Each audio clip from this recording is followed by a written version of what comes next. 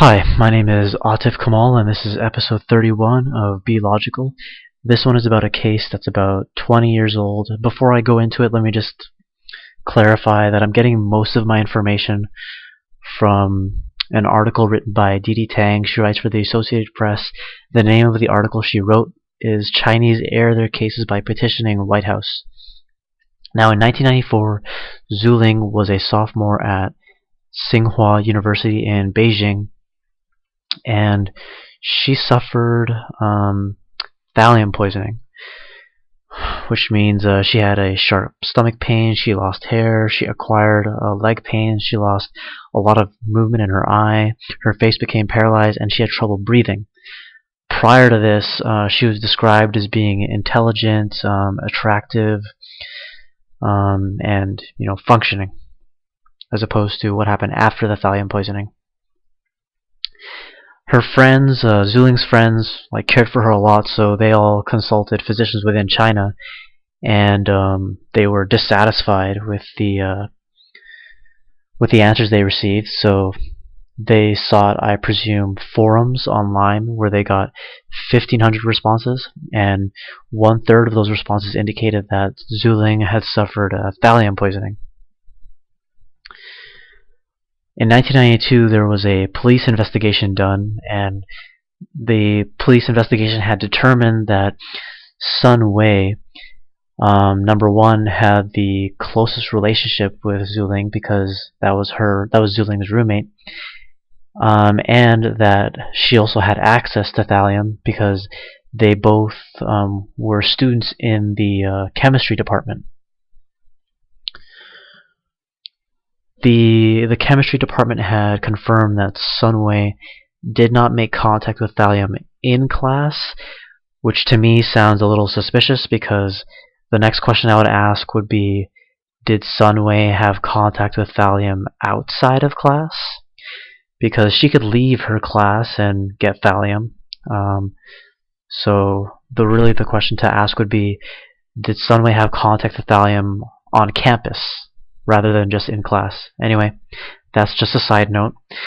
Allegedly, and I say allegedly because I don't personally have any confirmation of this, but allegedly Sun Wei got off or she didn't get punished because she had strong connections to communist officials, namely her grandfather and uncle. And I'm getting that information from Emily Parker, who writes for the New Republic. The name of her article is "The 20-Year-Old Crime That's Blowing Up on Chinese Social Media." Now we come to the present, and the White House had received 100,000 petition signatures from China regarding Zhu Ling's case. Those in China who petitioned wanted the U.S. to investigate this case, and the way that the White House has set it up is that if they receive 100,000 petitions or petition signatures, they say that they will make a response. Well, those in China who have submitted petitions for Zhu Ling's case have not received a response. But that's not necessarily a bad thing, because presumably this is for those who are in America, the petitions. Now, I went to White House's petition website, which is petitions.whitehouse.gov, and it says right on the page, giving all Americans a way to engage their government on the issues that matter to them.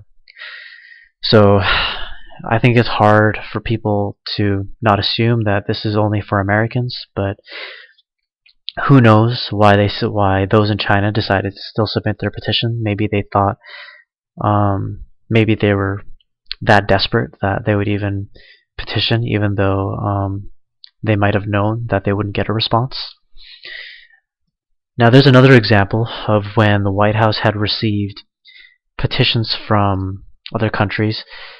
Now, they also received 220,000 petition signatures from Malaysia regarding election fraud. Again, there was no response from the White House. And also, it's interesting that the White House says that it will treat all petitions equally, which I'm highly skeptical of, just because there was also a petition submitted to the White House for constructing a Death Star, like as in the Death Star from Star Wars. Now, not only does this issue here regarding the Death Star pertain to making something like that was a fantasy real, they also did not reach the threshold.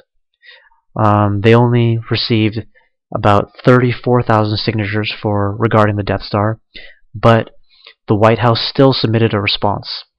So that just gives you an idea of how much the White House values issues outside of America, where if it's 100,000 petitions or signatures, if it's 220,000 signatures, they won't respond. But if it's 34,000 signatures regarding an issue that is about making fantasy real, they find it important to respond to that. Okay, so just want to emphasize how much value I think they have for issues outside of the U.S. Now, what I think the White House should do is similar to what Jon Stewart's The Daily Show does and Stephen Colbert does. They both have websites where if you're in the U.S., you can view a lot of the clips from their show for free. Okay, now what's interesting is that whenever I visit my family in Canada, I can't view these sites, and my prediction, my guess, is that it's because they can track my IP address, and based on my IP address they know which part of the world that I'm in. And so my guess is that every country outside of the US cannot access that content that's available in the US. I don't know about every other country, but I know that Canada is not allowed to, so I would assume every other country is not allowed to access video content from Jon Stewart's The Daily Show and Stephen Colbert.